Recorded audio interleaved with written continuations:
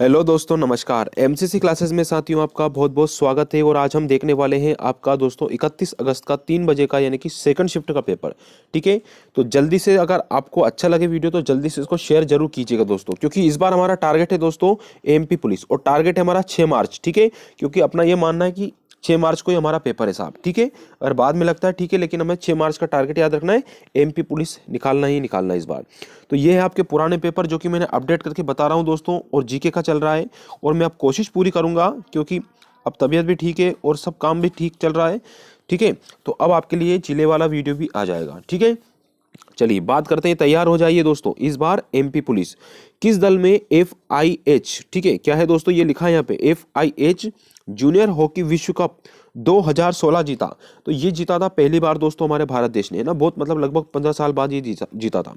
तो याद रखना है, हमारे भारत देश ने FIH मतलब मैं बता दूं आपको, ये होता है इंटरनेशनल हॉकी फेडरेशन। ठीक है, अच्छा FIH की बात निकली तो ये चीज और बता दूं मैं आपको कि FIH का जो आपके प्रेसिडेंट है वो नरेंद्र बत्रा है दोस्तों, जो भारतीय हमारे।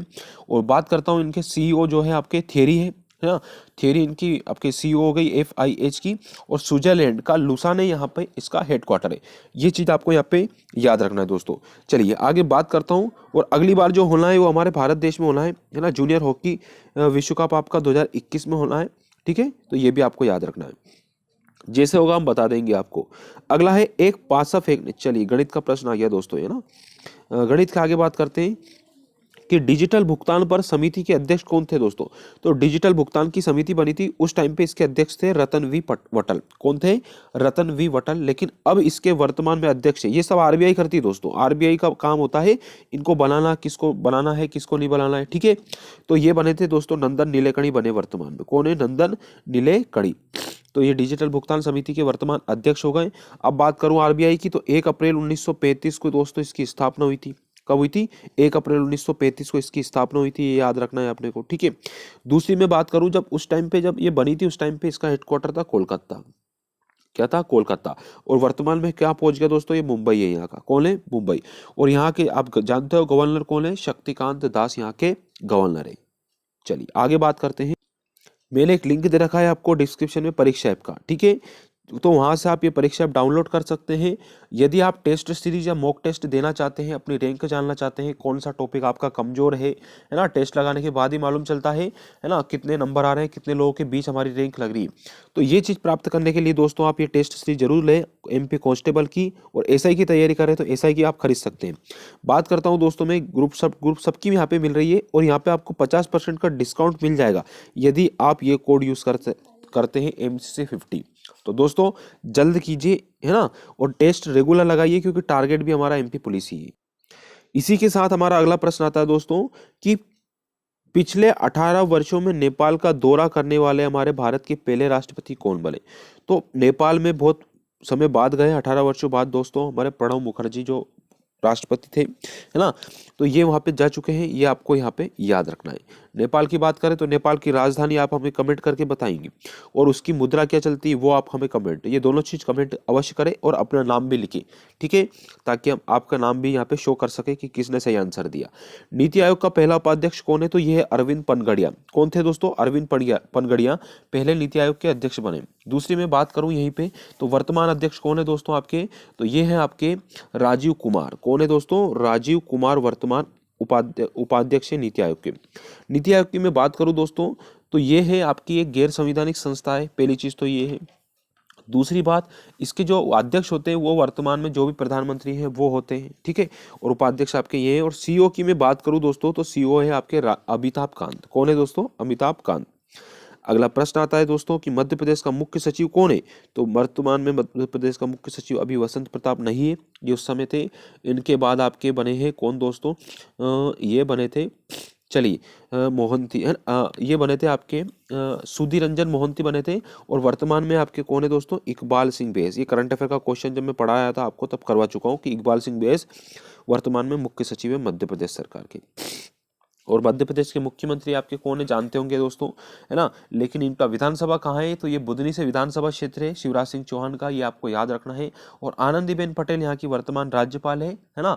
अभी अतिरिक्त प्रभार है, क्योंकि मुख्य रूप से ये आपकी उत्तर प्रदेश की राज्यपाल है। ठीक है, चलिए बात करता हूं मैं भारत में निर्मित प्रथम बोलती फिल्म कौन सी थी? तो पहली बोलती फिल्म थी आलम आरा, ठीक है दोस्तों। और ये कब बनी थी? 1931 में बनी थी, है ना। इसके निर्देशक थे आपके आरदेश हिरानी, ठीक है, आरदेश हिरानी, ठीक है। ये यहाँ के उस टाइम पे आपके कौन थे दोस्तों? यहाँ के निर्देशक थे, ये आपको अच्छे से याद रखना है, ठीक है। तो बहुत अच्छा काम क्यों हुआ। फिर आपका आता है मध्य प्रदेश का कौन सा जिला सरसों और शहद के उत्पादन के लिए प्रसिद्ध है? तो ये आपका मुरैना जिला है ना। कौन सा जिला दोस्तों? मुरैना। यानी कि जो मुरैना जिला है ना दोस्तों, शहद और सरसों के लिए मुख्यतः है। और ये मोर पक्षी के नाम पे मोर नाम पड़ा, मुरैना नाम पड़ा, और ये भिंड जिले से अलग करके बनाया गया, ठीक है। ये चीज भी आपको यहाँ पे याद होनी चाहिए। और साथ में मुरैना जो जिला है ना दोस्तों, अपना उत्तरी जिला है। कौन सा जिला है दोस्तों? सबसे उत्तरी जिला भी हमारा कौन सा है? आपका मुरैना जिला है। तो ये चीज भी आपको जानकारी होनी चाहिए। अब मुरैना के बारे में अगर आपको जो चीज याद है, अगर हमने पढ़ा है, तो वो आप कमेंट कर सकते हैं दोस्तों, ठीक है। उससे क्या होगा कि आपका रिवाइज भी हो जाएगा और आप उस जिले को पढ़ भी लोगे। और हमेशा ध्यान देना, जो जिला हमारा आएगा ना, उस जिले को आपको रिवाइज करना है, ठीक है। रिवाइज कैसे करना है कि जिस जिले का नाम आ गया, भी आज मुरैना का नाम आ गया, तो मुरैना हमको पढ़ना है, ठीक है। क्योंकि चंबल संभाग का हिस्सा है और चंबल संभाग में 3 जिले आते हैं, है ना। यहाँ की गजक भी प्रसिद्ध है, आपको पता हो तो, है ना। यहाँ पे बहुत सारी चीजें, एक मुख्यतः अपन ले ले दोस्तों, है ना। हमारे स्वतंत्र सेनानी दोस्तों रामप्रसाद बिस्मिल की स्मृति में यहाँ पे पहला शहीद मंदिर भी बना हुआ है, तो ये भी आपको याद रखना है। और लिंग अनुपात की दृष्टि से दूसरा सबसे छोटा जिला है, ठीक है। 1000 पे 840 है, ये आपको याद रखना है। और शहद और गजक के लिए यह हमारा जिला प्रसिद्ध है। चलिए धार जिले की बात करें दोस्तों, आगे अपन चर्चा करते हैं, है ना। फिर मध्य प्रदेश को कब पूर्ण समर्पित राज्य का दर्जा मिल गया? तो मध्य प्रदेश जब राज्य बना, कब बना दोस्तों? 1 नवंबर 1956 को बना था, ठीक है। तो ये आपको याद रखना है। मध्य प्रदेश के पहले जो मुख्यमंत्री थे, आप जानते होंगे कौन थे दोस्तों? पंडित रविशंकर शुक्ल थे, ठीक है। और राज्यपाल कौन थे? आप कमेंट कीजिए, ठीक है। अगला प्रश्न आता है मेरे दोस्तों कि सशस्त्र सेना दिवस कब मनाया जाता है?